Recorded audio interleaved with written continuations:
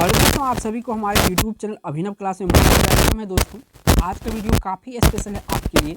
आज का वीडियो में जो डिस्कस करेंगे दोस्तों, टॉप यहाँ पे 30 क्वेश्चन डिस्कस करेंगे, जो कि आपका भूगोल स्पेशल होगा, यानी ज्योग्राफी स्पेशल होगा। और सारे क्वेश्चन ज्योग्राफी से प्रीवियस ईयर का क्वेश्चन है दोस्तों। और ये क्वेश्चन ऐसे हैं कि एग्जाम में यहाँ से बार बार पूछे जाते हैं, इसी क्वेश्चन को रिपीट करते हैं। तो वीडियो को लास्ट तक जरूर देखिएगा। पहला क्वेश्चन काफ़ी कंफ्यूज आप लोग होते होंगे इस क्वेश्चन में। तो यहाँ पे देखिए मैं क्लियर कर दूंगा कि भूगोल का जनक किसे कहा जाता है। तो देखिए जनक जो है हिकेटियस है। देखिए हिकेटियस है, ये बात 100% श्योर है। अगर शब्द पूछे, यहाँ पे शब्द पूछे दोस्तों, तो शब्द जो है ये आपका कौन है। तो शब्द जो है सबसे पहले अगर शब्द की बात चलेगा, भूगोल शब्द का प्रयोग सर्वप्रथम किसने किया था, तो यहाँ पे एरेटोस्थेनीज हो जाएगा। ठीक है, लेकिन इस क्वेश्चन का राइट आंसर यहाँ पे डी ऑप्शन है। आगे आएगा क्वेश्चन, देखिए इसका भी। अगला यहाँ पे 2 नंबर क्वेश्चन है, इसमें पूछा गया है कि भूगोल के लिए ज्योग्राफिका शब्द का प्रयोग सर्वप्रथम किसने किया था। भूगोल शब्द का प्रयोग हिंदी में कहे तो भूगोल शब्द का प्रयोग सर्वप्रथम किसने किया था। तो प्रयोग जो सबसे पहले एरेटोस्थेनीज ने किया था। लेकिन जो भूगोल का जनक है, तो जनक आपका कौन है, जनक हिकेटियस है। ठीक है, ये दोनों की कंफ्यूजन नहीं होना आपको। 3 नंबर क्वेश्चन, तो ये रहा आपका 3 नंबर क्वेश्चन। पूछा है कि मानव भूगोल का पिता निम्नलिखित में से किसको कहा जाता है। काफ़ी इंपॉर्टेंट है, काफ़ी बार एग्जाम में आ चुका है ये क्वेश्चन। ठीक है, देखिए मानव भूगोल का पिता जो कहा जाता है, ये कहा जाता है कार्ल रिटर को। किसको कहा जाता है, कार्ल रिटर को। ये ऑप्शन सही है, काफ़ी इंपॉर्टेंट है, याद करते जाना है। अगर एक बार में याद नहीं, वीडियो को दोबारा कीजिएगा। बढ़िएगा नेक्स्ट चौथा नंबर क्वेश्चन में। चौथा नंबर क्वेश्चन में पूछा है कि भूगोल को मानव पारिस्थितिकी के रूप में परिभाषित करने वाला विद्वान कौन। कि भूगोल को मानव पारिस्थितिकी के रूप में परिभाषित करने वाला विद्वान कौन है।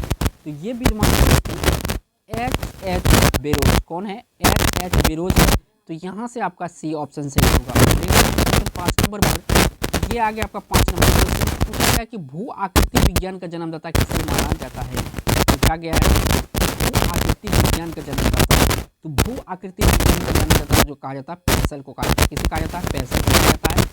ऑप्शन पर सही होगा, काफ़ी इंपॉर्टेंट है। और दोस्तों वीडियो पे अगर पहली बार आए हैं ना चैनल को सब्सक्राइब जरूर कीजिएगा, क्योंकि यहाँ से आपको इंपॉर्टेंट वीडियो मिलेगा जो कि एग्जाम क्लियर करने में काफ़ी मददगार साबित होगा। अगला क्वेश्चन यहाँ पे पूछा है 6 नंबर का। ये यहाँ पे भूगोल पृथ्वी को केंद्र मानकर अध्ययन करने वाला विज्ञान है, ऐसा किसने कहा। जो भूगोल है ये पृथ्वी को केंद्र मानकर अध्ययन करने वाला विज्ञान है, ऐसा किसने कहा। तो ऐसा जो कहा था वारेनियस ने कहा था। किसने कहा था, वारेनियस ने कहा था।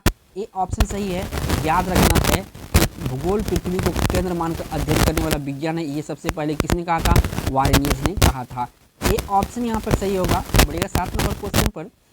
तो ये रहा आपका 7 नंबर क्वेश्चन। इसमें पूछा गया कि सौर मंडल के बारे में विश्व के सर्वोच्च जानकारी प्रस्तुत करने का श्रेय किस विद्वान को है। सौर मंडल के बारे में जानकारी प्रस्तुत करने का श्रेय किसे है। ये जानकारी करने का श्रेय किसको है, कोपरनिकस को है। काफ़ी इंपॉर्टेंट है ये भी क्वेश्चन। ठीक है, BBI कर लीजिएगा। बढ़िया 8 नंबर क्वेश्चन पर। ये रहा 8 नंबर क्वेश्चन। क्या है कि सूर्य के चारों ओर घूमने वाला खगोलीय पिंड क्या कहलाता है। जो सूर्य के चारों ओर खगोलीय पिंड घूमता है, यहाँ पे सूर्य अगर इस तरह से घूमता है चारों ओर, तो इसे क्या कहा जाता है। तो इसे कहा जाता है ग्रह। क्या कहा जाता है, ग्रह। जैसे कि पृथ्वी भी एक ग्रह है, और जो कि ये क्या करते हैं, तो पृथ्वी जो है सूर्य के चारों ओर चक्कर लगाते हैं। बढ़ेगा 9 नंबर क्वेश्चन पर। तो ये रहा आपका 9 नंबर क्वेश्चन। पूछा गया है कि भूगोल भूतल का अध्ययन है, ऐसा किसने कहा था। भूगोल भूतल का अध्ययन है, ऐसा किसने कहा था। ऐसा कहा था कांट ने। किसने कहा था, कांट ने कहा था। सी ऑप्शन सही है। आई होप कि आप आंसर याद करते जाएंगे। ठीक है, चलिएगा नेक्स्ट क्वेश्चन 10 नंबर पर। तो ये रहा आपका 10 नंबर क्वेश्चन। पूछा गया कि सौर मंडल में कुल कितने ग्रह है। सौर मंडल में कुल कितने ग्रह है। पहले प्लूटो जो था दोस्तों, ये भी ग्रह की श्रेणी में था, तो 9 था। लेकिन 2006 के बाद जो है ग्रह को इससे निकाल दिया गया, बोना ग्रह था। इसके बाद बच गया ग्रह 8। तो यहाँ पे राइट आंसर जो है 8 होगा। डी ऑप्शन यहाँ पे सही है। बढ़िया 11 नंबर क्वेश्चन पर। तो ये रहा आपका 11 नंबर क्वेश्चन। पूछा गया किसी ग्रह के चारों ओर परिक्रमा करने वाले छोटे आकाशीय पिंड को क्या कहते हैं। ग्रह के चारों ओर परिक्रमा करने वाले, यहाँ पे ग्रह है, ठीक है, इसके चारों अगर कोई परिक्रमा करता है तो उसे क्या कहा जाता है। तो उसे कहा जाता है, क्या कहा जाता है, उपग्रह कहा जाता है। यानी सी ऑप्शन सही है। जैसे कि पृथ्वी का एकमात्र उपग्रह कौन सा है? चंद्रमा है। कौन सा है? चंद्रमा है, याद रखिएगा। ठीक है, बढ़ेगा नेक्स्ट 12 नंबर क्वेश्चन पर। ये आपका 12 नंबर क्वेश्चन पूछा गया है, ग्रहों की गति का नियम प्रतिपादित किसने किया था? ये जो ग्रह की गति का नियम दिया था, किसने दिया था? कैप्लर। किसने दिया था? ग्रहों की गति का नियम कैप्लर दिया था। ठीक है, नेक्स्ट 13 नंबर क्वेश्चन पर। ये रहा आपका 13 नंबर क्वेश्चन। इससे पूछा है कि नॉर्वे में अर्धरात्रि के समय सूर्य कब दिखाई देता है? आधी रात में नॉर्वे में सूर्य दिखाई देता है। ये कब दिखाई देता है? तो ये दिखाई देता है दोस्तों 21 जून को। कब? 21 जून को। बी ऑप्शन यहाँ पर सही है। बढ़ेगा 14 नंबर क्वेश्चन पर। तो ये रहा 14 नंबर क्वेश्चन। पूछा गया कि सौर मंडल की खोज किसने की थी? सौर मंडल की खोज किसने किया था? तो इसका खोज किया गया कोपरनिकस के द्वारा। किसके द्वारा? कोपरनिकस के द्वारा। ए ऑप्शन यहाँ पे सही है। काफ़ी इंपॉर्टेंट क्वेश्चन, काफ़ी बार एग्जाम में आ चुका होगा, प्रीवियस ईयर से रहते होंगे तो आपको पता होगा कितना इंपॉर्टेंट क्वेश्चन है। बढ़ेगा नेक्स्ट क्वेश्चन। तो यहाँ पर अगर पूछा गया 15 नंबर में कि सौर मंडल का जन्मदाता किसे कहा जाता है? देखिए, सौर मंडल का जन्मदाता कहा जाता है सन को, यानी कि सूर्य। ठीक है, तो यहाँ से डी ऑप्शन सही होगा। बढ़ेगा 16 नंबर क्वेश्चन पर। तो ये रहा आपका 16 नंबर क्वेश्चन। यहाँ पे जो पूछा गया है, एक ग्रह की अपनी कक्ष में सूर्य से अधिकतम दूरी को क्या कहा जाता है? देखिए, एक न्यूनतम दूरी होता है, एक अधिकतम दूरी होता है। ठीक है ना, ये दोनों सवाल एग्जाम में बार बार पूछा जाता है। तो जब सूर्य से अधिकतम दूरी होता है तो वहाँ पे अपसोर कहा जाता है। क्या कहा जाता है? अपसोर कहा जाता है। जब न्यूनतम दूरी होता है यानी कम दूरी होता है तब उसको अपसोर कहा जाता है। लेकिन यहाँ पे राइट आंसर होगा बी ऑप्शन सही है, क्योंकि ज़्यादा दूरी है अपसोर। क्या है? अपसोर। अगर उपसोर कर दिया दोस्तों तो ये क्या होता है? कम दूरी होता है। बढ़ेगा 17 नंबर क्वेश्चन पर। तो ये रहा 17 नंबर क्वेश्चन। यहाँ पे पूछा गया है, ग्रह की खोज अपने कक्ष में सूर्य से न्यूनतम दूरी को क्या कहा जाता है? पूछा गया है यहाँ पे, देखिए पूछ नहीं लिया, तो उसे क्या कहता है? अपसोर कहा जाता है। ए ऑप्शन इस क्वेश्चन का राइट आंसर है। ठीक है ना, अपसोर। देखिए मैं ट्रिक बता देता हूँ याद करने का। जो अपसोर है ना, अपसोर, ठीक है, इसको इतना तो माइंड में रखिएगा। और जो होता है, क्या होता है? हरस ऊ से बड़ा होता है। ठीक है ना, ये अधिकतम हो गया। और जो हरस ऊ है, ये जो है ये अ से छोटा होता है, यानी अ के बाद आता है। तो इसको समझ लीजिएगा आप माइंड में क्या, तो ये कम दूरी का होता है। तो यहाँ से आपको कंफ्यूज नहीं होना है। रहेगा नेक्स्ट क्वेश्चन पर। तो ये रहा नेक्स्ट क्वेश्चन। यहाँ से पूछा गया है, अंतरिक्ष में कितने तारामंडल है? तो अंतरिक्ष में जो है 39 तारामंडल है। आप सभी को याद होना चाहिए, क्वेश्चन काफ़ी इंपॉर्टेंट है ये भी। रहेगा नेक्स्ट 19 नंबर क्वेश्चन पर। तो ये रहा आपका 19 नंबर क्वेश्चन। इसमें पूछा गया है कि पार्थिव ग्रहों की संख्या कितनी है? तो पार्थिव ग्रह जो होता है 8 में से ये 4 ग्रह जो है पार्थिव ग्रह है। ठीक है, और पृथ्वी भी एक पार्थिव ग्रह है। तो सी ऑप्शन क्वेश्चन का राइट आंसर है। बढ़ेगा नेक्स्ट 20 नंबर क्वेश्चन पर। तो ये रहा आपका 20 नंबर क्वेश्चन। पूछा गया कि ब्रह्मांड में विस्फोटी तारा कहलाती है। तो विस्फोटी तारा ब्रह्मांड में ये कहलाती है अभिनव तारा। क्या कहलाती है? अभिनव तारा कहलाती है, इसी को विस्फोटी तारा कहते हैं। तो यहाँ से बी ऑप्शन सही है। बढ़ेगा 21 नंबर क्वेश्चन पर। ये रहा 21 नंबर क्वेश्चन। पूछा गया है कि निम्नलिखित में से कौन सा एक तारा है? इनमें एक तारा है। ठीक है, सूर्य जो है एक तारा है इसमें। ठीक है, याद रखना। और ये ग्रह है, ये भी ग्रह है। और चंद्रमा एक उपग्रह है। क्या है? चंद्रमा उपग्रह। और पृथ्वी का एकमात्र इकलौता उपग्रह है चंद्रमा। ठीक है ना, याद रखिएगा।